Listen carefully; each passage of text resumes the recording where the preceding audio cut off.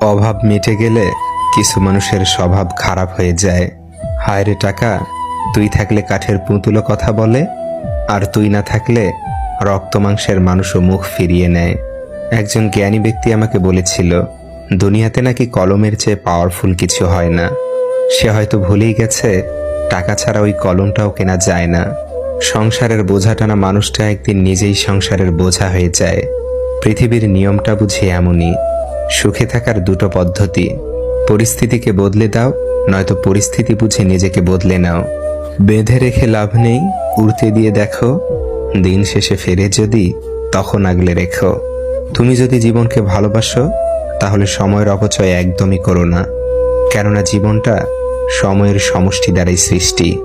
সবার মনের মতো হওয়া মানে নিজের সঙ্গেই প্রতারণা করা। ভালোবাসা অপ্রকাশিত থাকাই ভালো, প্রকাশ করে দিলেই অবহেলা বাড়ে।